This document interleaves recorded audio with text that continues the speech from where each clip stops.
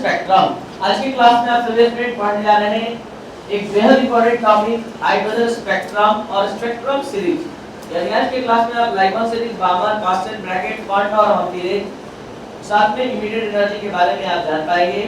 लेकिन इस टॉपिक को पढ़ने से पहले कुछ बेसिक जानकारी जो आपको हाइड्रोजन स्पेक्ट्रम समझने में मदद करेगा। तो जो भी स्टूडेंट क्लास एब्सेंट किए हैं ऑनलाइन ऑफलाइन या फिर जो आज से आए हैं, ध्यान से 2 मिनट स्टार्टिंग का समझ पाएंगे या 5 मिनट, उसके बाद आपको हाइड्रोजन स्पेक्ट्रम के बारे में समझने के लिए मिलेगा।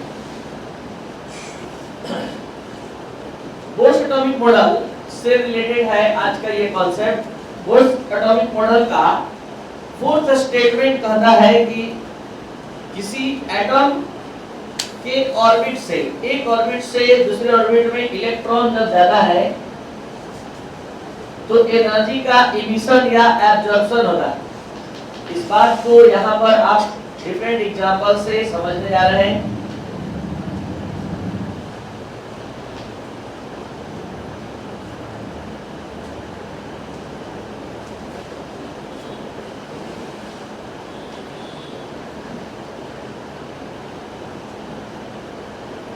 जैसे कोई इलेक्ट्रॉन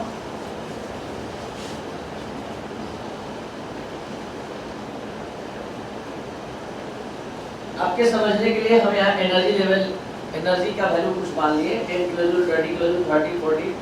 कोई इलेक्ट्रॉन अगर लोअर से हायर एनर्जी लेवल पे जाता है तो एनर्जी का यहाँ एब्जॉर्प्शन होता है। बिना एनर्जी लिए ये जा ही नहीं सकता, तो यहाँ एनर्जी एब्जॉर्ब होगी। और अगर कोई इलेक्ट्रॉन फोर्थ एनर्जी लेवल में है, सेकेंड एनर्जी लेवल में आ रहा है, 40 किलोजूल वाले में है, 20 किलोजूल वाले में आ रहा है, तो इसको अपना एनर्जी रिलीज करना हो। तो यहाँ पर कॉन्सेप्ट ये है कि प्रत्येक ऑर्बिट की एनर्जी फिक्स होती है और कोई इलेक्ट्रॉन वन एनर्जी से लेवल से दूसरे एनर्जी लेवल में जंप करता है, चाहे लोअर से हायर में जाता है या हायर में से लोअर में आता है, एनर्जी का इमिशन या एब्जॉर्प्शन होता है। अब आपको समझना है कब इमिशन कब एब्जॉर्प्शन। जब लोअर से हायर में जाएगा तो एब्जॉर्प्शन, वहाँ एब्जॉर्ब करके किसी एक्सटर्नल एजेंसी के माध्यम से, जैसे हमने यहाँ पर इसको हिट किया तो ये एटम का इलेक्ट्रॉन एनर्जी लेकर फर्स्ट से थर्ड में जाएगा। और अगर हम ये देखते हैं कि इलेक्ट्रॉन फोर्थ से सेकंड में आना चाह रहा है तो ये तब आएगा जब ये एनर्जी रिलीज करेगा। जैसे ये 40 किलोजूल में है, 20 किलोजूल में आ रहा है, इसको 20 किलोजूल एनर्जी रिलीज करना होगा in the form of light के रूप में। तो यहाँ दो कॉन्सेप्ट आपके माइंड में होना चाहिए कि इलेक्ट्रॉन हायर से लोअर में आता है तो एनर्जी का इमिशन होता है और लोअर से हायर में जाता है तो एब्जॉर्प्शन। और एक चीज और आपको समझ में आना चाहिए, ऐसे आप जानते भी हैं फिर भी हम बता दे रहे हैं कि जब श्वेत प्रकाश को प्रिज्म से होकर गुजारते हैं तो ये 7 रंगों के एक बैंड के रूप में, पट्टी के रूप में प्राप्त होता है, जिसे आप स्पेक्ट्रम नाम देते हैं। तो यहाँ पर स्पेक्ट्रम जो आप देख पा रहे हैं ये किसी व्हाइट लाइट को, किसी सनलाइट को प्रिज्म से होकर गुजारा गया है। हम आज इस स्पेक्ट्रम का बात नहीं करने जा रहे हैं, बल्कि इस स्पेक्ट्रम का बात करने जा रहे हैं कि जब कोई इलेक्ट्रॉन हायर एनर्जी लेवल से लोअर एनर्जी लेवल में आता है और एनर्जी का इमिशन करता है लाइट के रूप में, इस लाइट के सामने प्रिज्म कर दे तो एक स्पेक्ट्रम डेवलप होता है।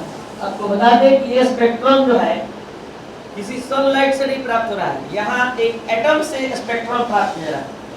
और ये कब प्राप्त हो रहा है? जब इलेक्ट्रॉन हायर से लोअर में आ रहा है और एनर्जी का इमिशन लाइट के रूप में कर रहा है, इस लाइट के सामने प्रिज्म रख दो तो ये एटॉमिक स्पेक्ट्रम कहलाता है। तो इतना नॉलेज है तो आप अब हाइड्रोजन स्पेक्ट्रम अच्छे से समझ कर पढ़ सकते हैं। इतना डिटेल आपको अलग से हमने समझा दिया। अब आइए हाइड्रोजन स्पेक्ट्रम का मेन क्लास स्टार्ट कर रहे हैं।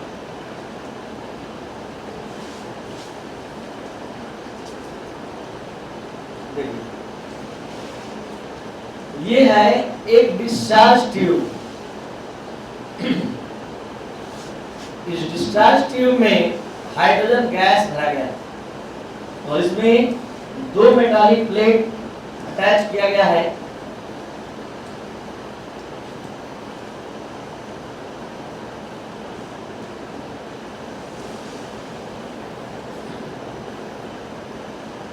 एक मेटालिक प्लेट एनोड की तरह कार्य करेगा और एक कैथोड की। हमने इसमें क्या भर के रखा है, हाइड्रोजन गैस, और एक एनोड है और एक कैथोड, एक पॉजिटिव प्लेट से जुड़ा है और एक नेगेटिव। जैसे ही इलेक्ट्रिक करंट सप्लाई करेगी, ये हाइड्रोजन मॉलिक्यूल हाइड्रोजन एटम में डिसोसिएट हो जाएगा। तो वन मॉलिक्यूल दो हाइड्रोजन एटम को प्रोड्यूस करेगा। मान लेते हैं आपके समझने के लिए, इस पूरे ग्लास ट्यूब में, डिस्चार्ज ट्यूब में 10 लाख मॉलिक्यूल, 10 लाख मॉलिक्यूल है हाइड्रोजन का। तो आप ही बताइए, एक मॉलिक्यूल दो हाइड्रोजन एटम को प्रोड्यूस करता है, तो 10 लाख कितने को प्रोड्यूस करेगा, 20 लाख। और आप सभी को पता है कि हाइड्रोजन का कॉन्फ़िगरेशन 1s1 होता है, यानी हाइड्रोजन का क्या ऑर्बिटल में 1 इलेक्ट्रॉन होता है। तो प्रत्येक हाइड्रोजन में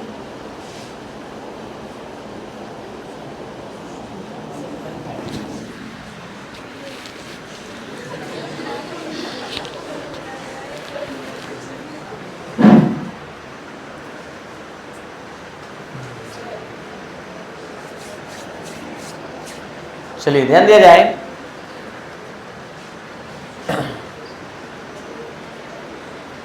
आज के क्लास में आप सभी स्टूडेंट पढ़ने जा रहे हैं हाइड्रोजन स्पेक्ट्रम। इस क्लास को करने से पहले आप सभी स्टूडेंट को दो कॉन्सेप्ट जानना होगा। पहला कॉन्सेप्ट कि कोई इलेक्ट्रॉन हाइड्रोजन एटम या किसी भी एटम के किसी भी ऑर्बिट में है, एक ऑर्बिट से दूसरे ऑर्बिट में जाता है, तो या तो एनर्जी का इमिशन करता है या तो एब्जॉर्प्शन। इमिशन तब करता है जब हायर से लोअर में आता है, और जब लोअर से हायर में जाता है तो एब्जॉर्प्शन करता है। यहाँ पर ये कॉन्सेप्ट जानने के बाद आपको बता दें कि जब कोई इलेक्ट्रॉन हायर से लोअर में आता है तो एनर्जी का इमिशन लाइट के रूप में करता है, और इसी लाइट को जब प्रिज्म से होकर गुजारते हैं तो एक स्पेक्ट्रम डेवलप होता है। तो यहाँ अगर एटम हाइड्रोजन का हो और वहाँ स्पेक्ट्रम डेवलप किया जाए तो उस स्पेक्ट्रम को हम हाइड्रोजन स्पेक्ट्रम कहेंगे। यह हाइड्रोजन स्पेक्ट्रम कैसे पूरी तरह से प्राप्त किया जाता है, इसको डिटेल में यहाँ हम समझाने जा रहे हैं। ये है एक डिस्चार्ज ट्यूब जिसमें हाइड्रोजन गैस भरा गया है, और यहाँ पर लो प्रेशर और हाई पोटेंशियल पर इलेक्ट्रिक करंट का सप्लाई कर रहा है। सपोज दैट इस ट्यूब में, डिस्चार्ज ट्यूब में 10 लाख मॉलिक्यूल है, 10 लाख मॉलिक्यूल है, और जैसे ही इलेक्ट्रिक करंट का सप्लाई किया गया लो प्रेशर और हाई पोटेंशियल पर, हाइड्रोजन मॉलिक्यूल डिसोसिएट हो गया दो हाइड्रोजन एटम में। तो अगर 10 लाख मॉलिक्यूल हमने लिया तो 20 लाख एटम जनरेट हुआ। जैसा कि आप जानते हैं हाइड्रोजन का कॉन्फ़िगरेशन 1s1 होता है, तो यानी इसके आउटर ऑर्बिट में 1 इलेक्ट्रॉन होता है। तो सभी हाइड्रोजन एटम पर तो नहीं, लेकिन कुछ हाइड्रोजन एटम पर हम विचार कर सकते हैं कि कोई हाइड्रोजन एटम में इलेक्ट्रॉन फर्स्ट ऑर्बिट में था और वो एनर्जी लेकर ये इलेक्ट्रॉन सेकेंड ऑर्बिट में चला गया। किसी में इलेक्ट्रॉन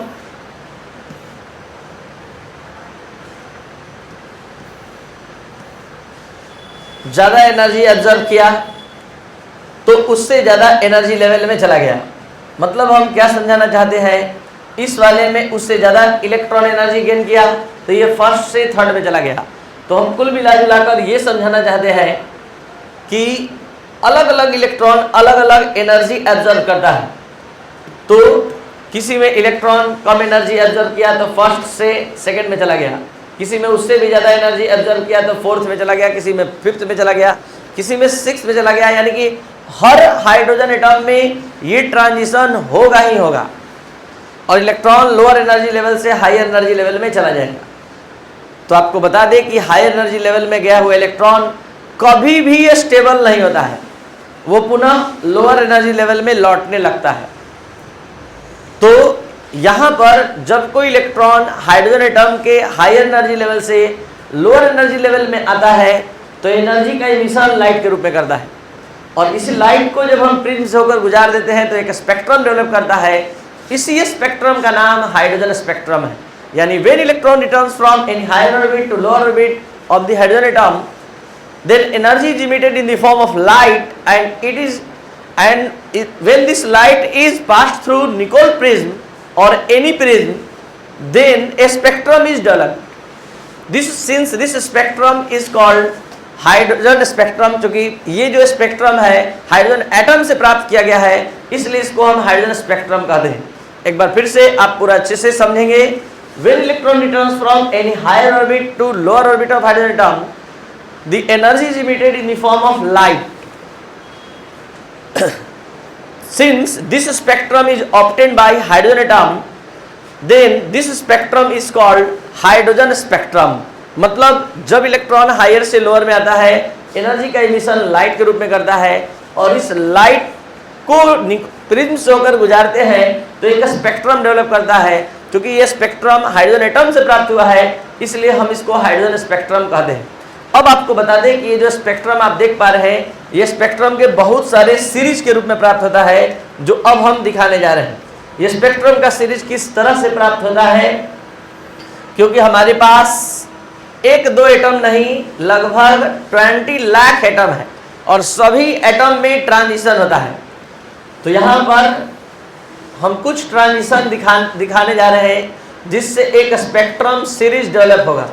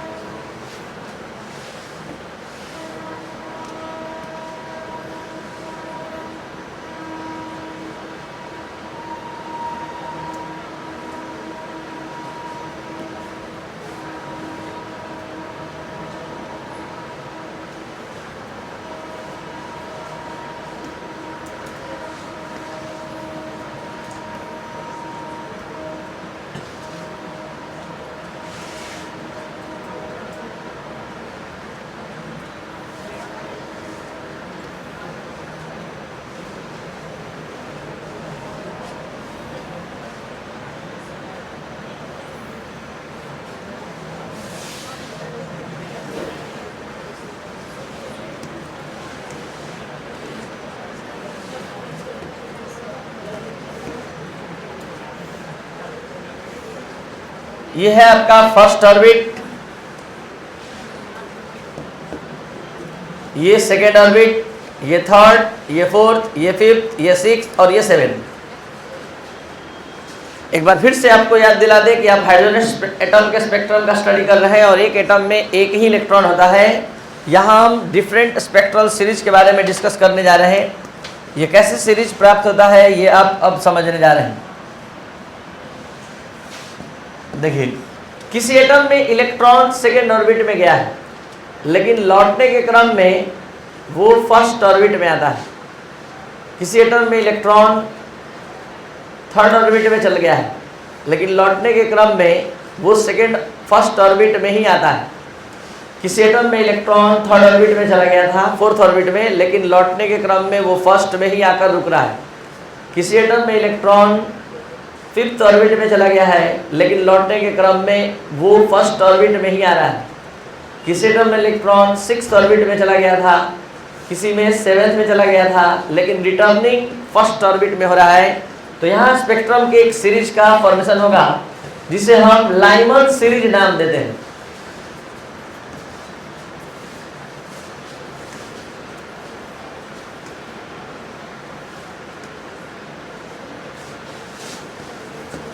अब इलेक्ट्रॉन, अच्छा आगे बताने से पहले आपको बता दें, ये जो 6 लाइन देख रहे हैं, ये 6 लाइन 6 अलग अलग एटम का है. किसी एटम में इलेक्ट्रॉन सेकेंड ऑर्बिट में था, लेकिन रिटर्निंग उसका कहाँ हुआ, फर्स्ट ऑर्बिट. किसी दूसरे एटम में इलेक्ट्रॉन कहाँ था, थर्ड ऑर्बिट में, लेकिन कहाँ आया, फर्स्ट में. किसी तीसरे एटम में इलेक्ट्रॉन फोर्थ ऑर्बिट में था, लेकिन रिटर्न होकर कहाँ आया, फर्स्ट ऑर्बिट में. तो जब किसी भी एटम में इलेक्ट्रॉन कहीं रहे, थर्ड में, फोर्थ में, फिफ्थ में, सेवेंथ में, एट्थ में, कहीं भी रहे, लेकिन लौट कर फर्स्ट ऑर्बिट में आएगा, तो वहाँ स्पेक्ट्रम के जिस सीरीज का फॉर्मेशन होगा वो लाइमन सीरीज होगा. हमारा बात और अच्छे से आप समझेंगे जब हम और आगे बढ़ेंगे.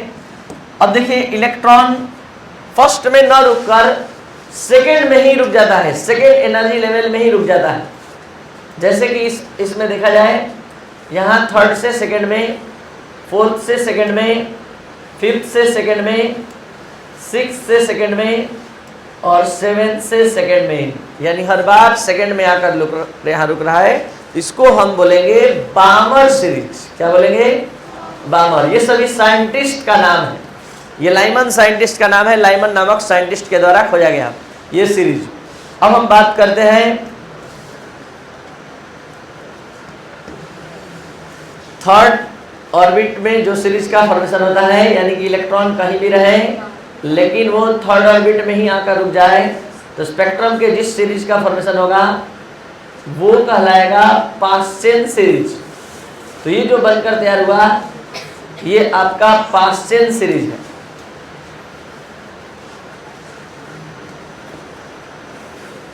Paschen series. और जब इलेक्ट्रॉन कहीं भी रहे लौटकर फोर्थ ऑर्बिट में ही रुके, फोर्थ ऑर्बिट में,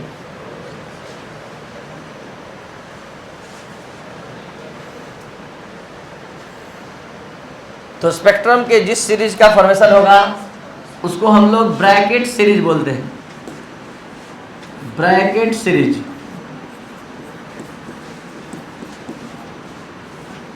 और अब अगर इलेक्ट्रॉन फिफ्थ ऑर्बिट में ही रुक जाए, ऊपर के ऑर्बिट से आए हुए इलेक्ट्रॉन फिफ्थ ऑर्बिट में ही रुक जाता है रिटर्न होकर, तो वहां जिस सीरीज का फॉर्मेशन होता है उसका नेम होता है फंड सीरीज।